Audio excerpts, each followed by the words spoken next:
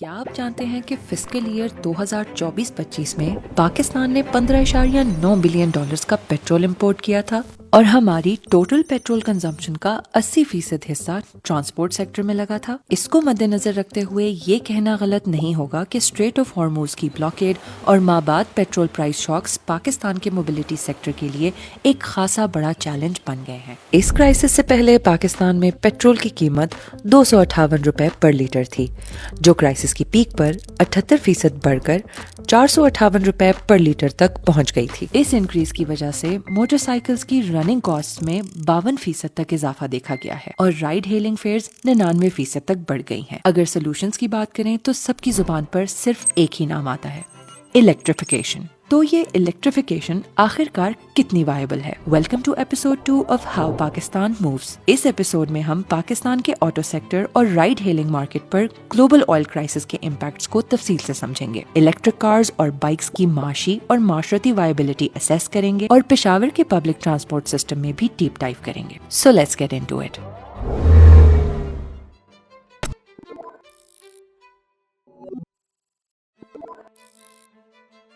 Petrol price کی impact پہ جانے سے پہلے ہم اوور آل مارکیٹ نمبرز پر غور کرتے ہیں۔ فسکل ایئر 2026 میں پاکستان کے آٹو سیکٹر نے ایئر آن ایئر 32.7% گروتھ دیکھی۔ پیسنجر کارز کی سیلز 83,401 یونٹ سے بڑھ کر 1,27,042 یونٹس ہو گئی، شوئنگ اے گروتھ آف 52.3%۔ 2 اور 3 ویلرز کی سیلز میں 31.9% گروتھ دیکھی گئی۔ جیپس اور پک اپس کی سیلز میں 38.7% گروتھ ہوئی، اینڈ فائنلی ٹرکس اور بسز کی سیلز میں بھی 72.1% گروتھ نظر آئی۔ انٹرسٹ ریٹس نیچے رہے، اکنامک ٹریجیکٹری بہتر ہونے لگی ہے، تو انیشل ریکوری کے کمپلیٹ ہونے کے بعد اب ہم موو کر رہے ہیں to the higher volume segments. تو اس کے اندر ہم بلو 1000 سی سی اور اسپیشلی 1000 سے لے کے 1500 سی سی کی گاڑیوں کے اندر کافی اسٹرانگ ہم ریباؤنڈ دے رہے ہیں۔ برانڈز کو کمپیئر کریں تو پیسنجر کارز اور بائکس میں بھی کوئی اتنا بڑا شفٹ نظر نہیں آیا، جیسے کہ پہلے کئی سالوں سے ہوتا آ رہا ہے۔ اس سال بھی پیسنجر کارز میں سوزوکی نمبر 1، ٹویوٹا نمبر 2 اور ہونڈا نمبر 3 رہی۔ چوتھے اور 5ویں نمبر پر ہیونڈے اور دیوان موٹرز آئے۔ بائکس ایٹلس ہونڈا ابھی بھی ڈومینیٹ کرتی ہے، taking up to 85.6% of all 2 and 3 wheeler sales۔ دوسرے نمبر پر یونائٹڈ آتی ہے، پھر سوزوکی، سازگار، روڈ پرنس، چنگچی اور لاسٹلی یاماہا۔ لیکن سب سے انٹرسٹنگ چینج جیپس اور پک اپس میں نظر آتا ہے۔ آج اس سیگمنٹ میں مارکیٹ لیڈر ہیول ہے with 37.9% of total sales، لیکن ہیول نے اپنی سیلز پاکستان میں شروع ہی 2022 میں کی تھیں۔ فسکل ایئر 2014-15 سے لے کر فسکل ایئر 2019-20 تک اس سیگمنٹ کو سوزوکی نے ڈومینیٹ کیا۔ 2021 اور 22 میں ٹویوٹا ڈومیننٹ تھی اور 2023 سے اس سیگمنٹ کو ہیول کنٹرول کر رہی ہے۔ بیسکلی چائنیز جو ہیں they are going to swamp the market. Toyota کے جو تھے فارچونر والے لوگ وہ سارے ہیول کی طرف چلے گئے ہیں، اور دوسرے برانڈس چائنیز برانڈ ہیں، بیکاز وہ آپ کو گاڑی دے رہے ہیں سستی، 1/3 2/3 پرائس یا کچھ پہ with more features۔ ہیول صرف ایک پاما رجسٹرڈ سٹوری تھی۔ اس کے ساتھ ساتھ کئی نان پاما رجسٹرڈ چائنیز اور کورین برانڈز پاکستان کی آٹو مارکیٹ کو ڈومینیٹ کرنے لگے ہیں۔ پبلشڈ رپورٹس کے مطابق چنگان نے اپنے لانچ سے فیبروری 2026 تک 65,000 کیومولیٹو یونٹس بیچے اور اس کی بیسس پر پاکستان کا 4th لارجسٹ کار برانڈ بن گئی۔ BYD نے اپنے پہلے 6 آپریشنل مہینوں میں 2,000 یونٹ سیل کیے اور کیا کہ مڈ 2025 تک کیومولیٹو سیلز 75,000 یونٹس تک پہنچ چکے تھے۔ اب اس سب میں آئل کرائسس کا امپیکٹ اتنا سیویرلی نظر نہیں آتا، مگر یہ صرف ایک ٹیکنیکلٹی ہے۔ پاکستان کے آٹو سیکٹر میں بکنگ اور سیلز کے درمیان لگ بھگ 2 مہینوں کا گیپ ہوتا ہے، جس کی وجہ سے لیٹسٹ نمبرز میں بھی ابھی تک یہ امپیکٹ نظر نہیں آیا، لیکن ای وی مینوفیکچررز کی رپورٹس میں یہ امپیکٹ کافی کلیئرلی نظر آنے لگ گیا ہے، اور سب سے کلیئر سگنل 2 ویلرز مارکیٹ میں نظر آ رہا ہے۔ پروفٹ پاکستان کے مطابق مارچ 2026 میں الیکٹرک بائکس اور اسکوٹرز کی کمبائنڈ سیلز 15,000 یونٹس کی رولنگ ایوریج سے بڑھ کر 29,000 یونٹس تک پہنچ گئیں، یعنی 2 ویلر ای وی سیلز ایک ماہ میں تقریباً ڈبل ہو گئیں۔ رائٹرز کے مطابق پاکستان میں ای ویز نے پہلی دفعہ منتھلی 2 ویلر سیلز کا 10% حصہ مارچ 2026 میں کیپچر کیا۔ برانڈ رپورٹس بھی یہی گروتھ سٹوریز رپورٹ کرتی ہیں۔ جو آئل کرائسس ہوئی ہے پچھلے مہینے ڈیڑھ کے اندر، fundamentally changed the way the EV market was operating. It's on steroids actually. पाक व्हील्स के मुताबिक मार्च 2026 में याडिया की सेल्स 2.5 गुना बढ़ी, ओखला की सेल्स 5 गुना बढ़ी और कई ईवी शोरूम्स ने पाकिस्तान की तारीख में पहली बार सप्लाई शॉर्टेजेस रिपोर्ट की। और खास तौर पे जो वो when petrol hit 450 for a few days, that is when it just, you know, everything just blew up. इस ग्रोथ की सबसे बड़ी वजह ड्राइवर इकोनॉमिक्स में बेहतरी थी। तो आइए CD70 की प्राइसिंग को एक ईवी बाइक के साथ कंपेयर करते हैं। And let's start with upfront cost. Pre budget 2026 में होंडा CD70 1,60,000 तक की मिलती है, जबकि ईवी जेंजी प्रो लिथियम 2,60,000 तक की मिलती है। तो अपफ्रंट कॉस्ट में इलेक्ट्रिक बाइक का प्रीमियम 99,000 से लाख रुपए तक का है। यहाँ असल सवाल ये है कि एक ईवी बाइक कितनी देर में 99,000 पे बैक कर सकती है। CD70 की रनिंग कॉस्ट में पेट्रोल शामिल है, हर 2000 किलोमीटर के बाद इंजन ऑयल चेंज शामिल है और air filter, spark plug, chain, Sprocket where, break shoes और टायर रिप्लेसमेंट जैसी जनरल सर्विसेज शामिल हैं। इलेक्ट्रिक बाइक की रनिंग कॉस्ट में भी यही जनरल सर्विसेज आती हैं, लेकिन पेट्रोल की जगह इलेक्ट्रिक चार्जिंग कॉस्ट्स होती हैं और हर 90,000 किलोमीटर के बाद बैटरी रिप्लेसमेंट की कॉस्ट होती है। प्री क्राइसिस 258 रुपए पर लीटर के हिसाब से CD70 की मंथली रनिंग कॉस्ट 14,000 रुपए के करीब बनती थी, जबकि इलेक्ट्रिक बाइक की रनिंग कॉस्ट 8,700 रुपए पर मंथ बनती थी। इलेक्ट्रिक के साथ माहाना सेविंग्स तकरीबन 5,500 रुपए की थी और पे बैक पीरियड 18 महीनों का था, लेकिन पेट्रोल की प्राइस बढ़ने की वजह से ये कहानी बदल चुकी है। मई में 410 रुपीस पर लीटर पेट्रोल के हिसाब से CD70 की माहाना रनिंग कॉस्ट्स 21,000 रुपीस तक आ जाती हैं और इलेक्ट्रिक बाइक्स के साथ मंथली सेविंग्स 12,000 रुपए तक चली जाती है। दिस मीन्स के ईवीज का पे बैक पीरियड 18 महीनों से कम होकर सिर्फ 8 माह रह गया है। ये कैलकुलेशंस 65 किलोमीटर पर डे की एवरेज पर थीं। अगर एवरेज बढ़ाकर 100 किलोमीटर कर दी जाए तो पे बैक पीरियड 5 महीनों तक गिर सकता है और अगर यूजेज कम करके 35 किलोमीटर पर डे कर दी जाए तो पे बैक पीरियड 16 महीनों का हो जाता है। The break even has shrunk because fuel prices have skyrocketed. 4 wheelers की इकोनॉमिक्स भी चेंज हुई हैं। अगर हम ऐसे ही होंडा BRV और BYD ऑटो 2 की अपफ्रंट कॉस्ट कंपेयर करें तो ऑटो 2 8.6 लाख रुपए ज्यादा महंगी है। प्री क्राइसिस इसका पे बैक पीरियड 27 महीने था और पोस्ट क्राइसिस ये 15 महीनों तक आ गया है। और यही ट्रांजिशन दुनिया में भी इसी तरह होती है कि गैसोलीन इंजन से वो हाइब्रिड्स पे, प्लग इन हाइब्रिड्स पे गए और इवेंचुअली फिर वो ईवीज की तरफ गए। कॉस्ट पूरी कहानी का सिर्फ एक पहलू है। अगर हम चार्जिंग स्टेशंस की बात करें तो वो भी इसी तरह बढ़ते नजर आते हैं। पाक व्हील्स की रिसर्च के मुताबिक M2 मोटरवे पर 6 EV charging stations, M4, M9 और GT रोड पर 2 चार्जिंग स्टेशंस और M1 और M5 पर 1 चार्जिंग स्टेशन ऑपरेशनल है। रेंज एंजाइटी, ये एक बहुत बड़ा इशू है। रेंज एंजाइटी इस वजह से क्योंकि आपके पास चार्जिंग नेटवर्क मौजूद नहीं है। वो लोग जो कि एक से ज़्यादा गाड़ी अफोर्ड नहीं कर सकते, वो ऑन दी ऑफ चांस के कभी हमें शहर से बाहर कभी जाना पड़े, कभी कोई ऐसी लॉन्ग जर्नी करनी पड़े जहाँ पे हम गाड़ी जो है उसको रिचार्ज टाइमली ना कर सकें, तो हम किस तरह से अपनी जर्नी कंटिन्यू करें।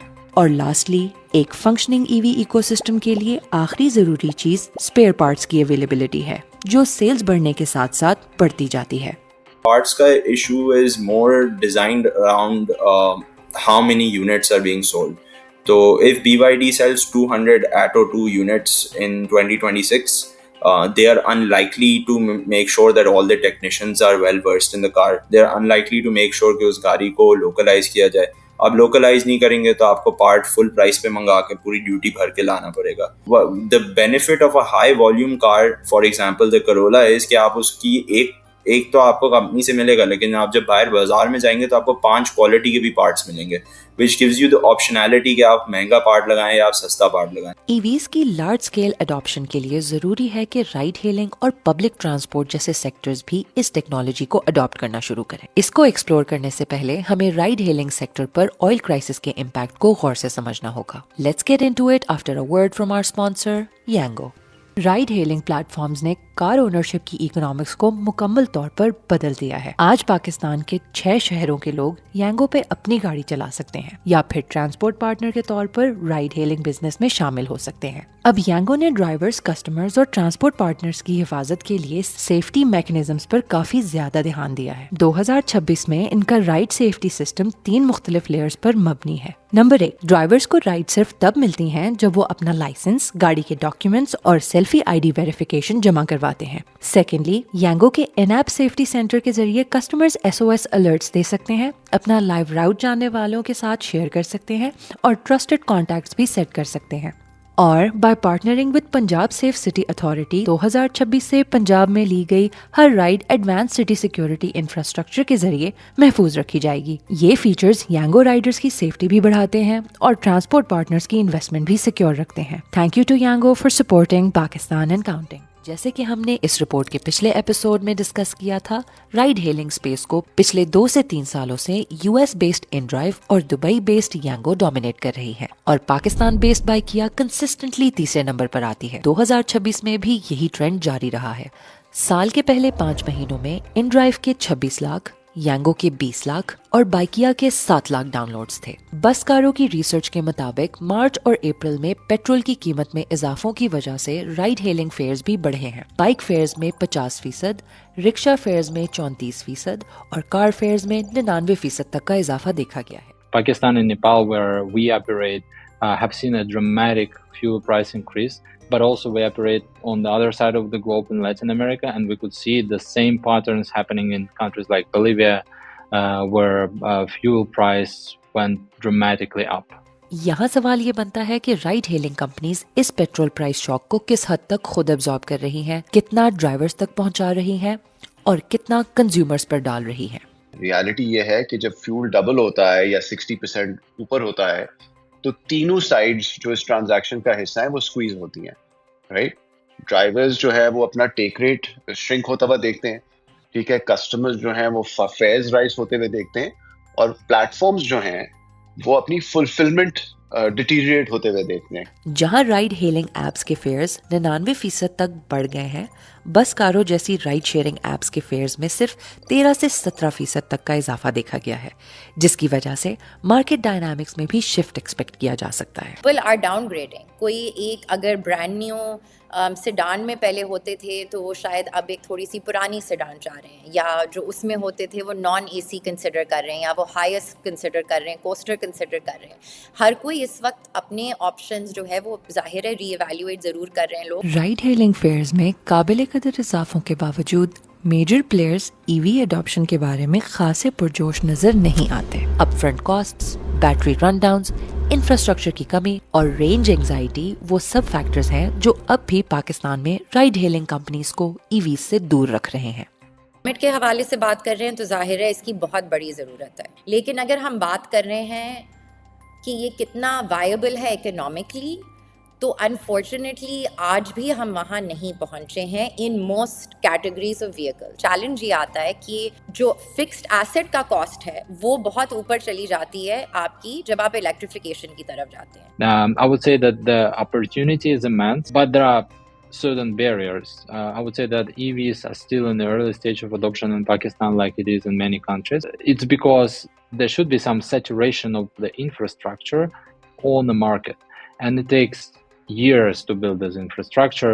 اس سب سے ہمیں یہ سمجھ آتا ہے کہ رائڈ ہیلنگز کے فیئرز پیٹرول کی قیمت پر خاصے ڈیپینڈنٹ ہیں، اور آج کے دور میں رائڈ ہیلنگ کنزیومرز بہت کاسٹ کانشیس ہیں، لیکن یہ انڈسٹری شروع میں ایسی نہیں تھی۔ دبئی بیسڈ کریم اور US بیسڈ اوبر نے 2015 میں رائڈ ہیلنگ کو ایک پریمیم سروس کے طور پہ لانچ کیا تھا۔ شروع میں ان ایپس پر صرف 2 پرائس لیولز کی رائڈز آفر کی جاتی تھیں، بزنس جس میں کرولاز آتی تھیں اور اکانومی جس میں سوئفٹ اور ویگن آر جیسی گاڑیاں آتی تھیں۔ پھر 2016 میں بائکیا نے اس مارکیٹ میں ایک اپرچونٹی اسپاٹ کی۔ اس وقت پاکستان میں تقریباً 27,80,000 کارز رجسٹرڈ تھیں اور 1,45,00,000 موٹر سائیکلز رجسٹرڈ تھیں، یعنی سڑکوں پر موٹر سائیکلز گاڑیوں سے 5 گنا زیادہ تھیں اور تقریباً 3 سے 4 گنا زیادہ فیول ایفیشنٹ تھی۔ ایک بائک عام طور پر 45 سے 65 کلومیٹر پر لیٹر تک کی مائلیج دیتی ہے۔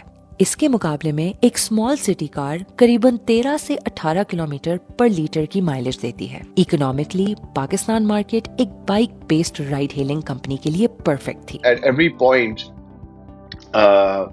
the bike is so much more efficient, right? 4 times more fuel efficient basically than a car. That's the entire reason the unit economics work. इसको मद्देनजर रखते हुए बाइकिया ने 2016 में कराची से ऑपरेशंस शुरू किए और जल्द ही लाहौर, इस्लामाबाद, पिंडी और हैदराबाद में एक्सपैंड हो गए। ये बाइक टैक्सी मॉडल इतना सक्सेसफुल था कि करीम और उबर जैसे ग्लोबल प्लेयर्स ने भी इसको अडॉप्ट कर लिया। बाइकिया का अगला अहम चैलेंज कोविड-19 था, जिसकी वजह से इंडस्ट्री में एक मेजर डिमांड डिप आया और साथ ही पेट्रोल प्राइस शॉक्स ने सप्लाई इकोनॉमिक्स को भी डिसरप्ट कर दिया। इन बदलते हालात में उबर और करीम ने अपने ऑपरेशंस वाइंड डाउन करना शुरू कर दिए और पाकिस्तान में राइड हेलिंग का पहला फेज अपने इख्तिताम तक पहुंच गया। बाइकिया वो अकेली कंपनी थी जिसने इस डिमांड डिप को सरवाइव किया और आज भी पाकिस्तान में एक्टिव है। What we used to do before COVID is we also used to collect cash from our drivers after the fact. हम उनको क्रेडिट दिया करते थे एक तरह से।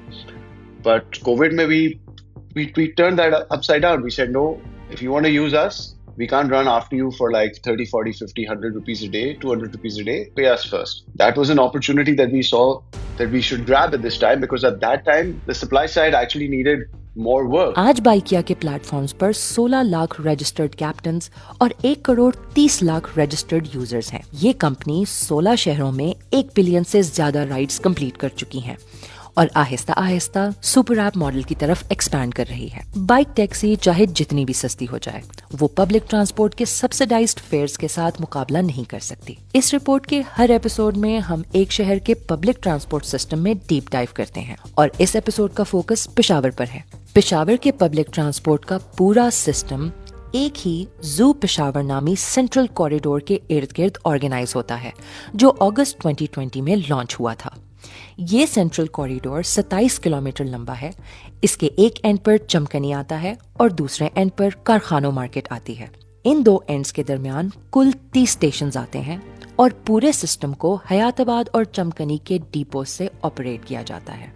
जहां लाहौर में 2 मेन लाइंस इंटरसेक्ट कर रही थीं और उनके इर्द गिर्द फीडर राउट्स थे, जू पेशावर के feeder routes main central corridor के अंदर ही इंटीग्रेट कर जाते हैं, यानी जो बसेस स्पेशल बीआरटी ट्रैक पर चलती हैं वही फीडर राउट्स पर चलती हैं। आपका जो कॉरिडोर है वो इफेक्टिवली यूज हो सकता है both for feeder service and for direct service जो आपके कॉरिडोर की। इससे आपकी कॉरिडोर की एफिशिएंसी मोर देन 50% इंक्रीज हो जाती है सम केसेस में जो है, और इससे ज्यादा भी जाती है depending upon the operation and depending upon the land use of the city.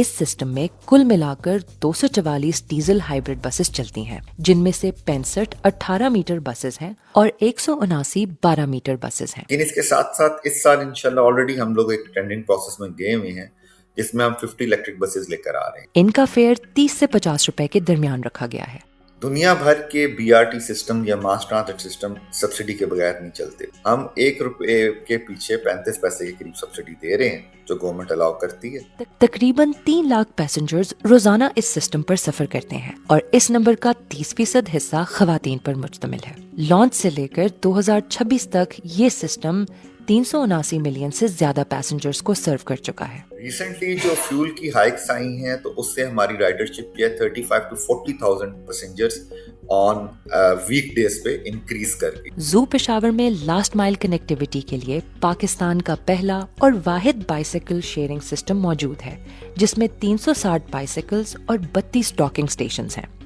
यहाँ पर इलेक्ट्रिक बाइक्स इंट्रोड्यूस करवाने के भी प्लान्स हैं।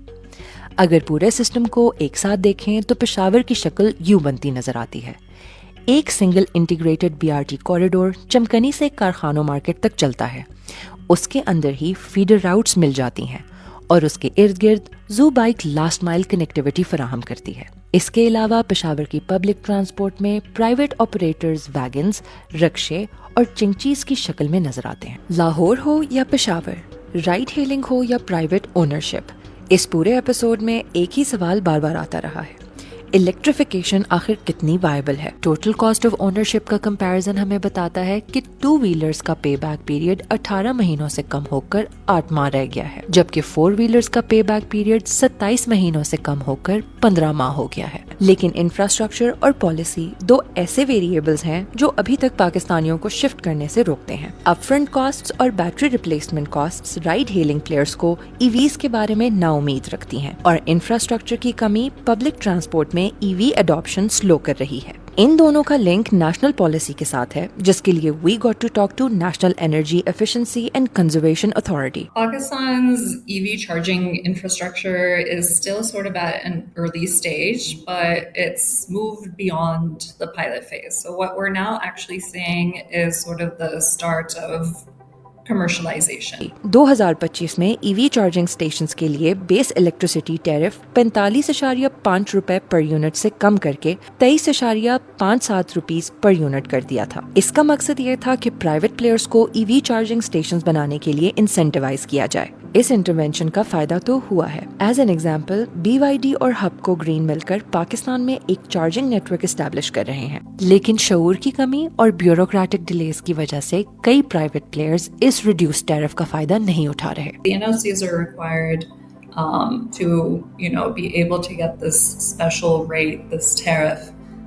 But we have seen that even without the NOC, there's still an appetite for setting up charging station. Her charging station के लिए 3 अलग organisation से नो ऑब्जेक्शन सर्टिफिकेशन यानी NOC चाहिए होता है। एक उस इलाके के डिस्को से, एक लैंड अथॉरिटी से और एक नीका से। मिसाल के तौर पर अगर एक प्राइवेट सेक्टर 5 शहरों में चार्जिंग स्टेशन लगाना चाहता है तो उनको 15 NOCs चाहिए होंगे।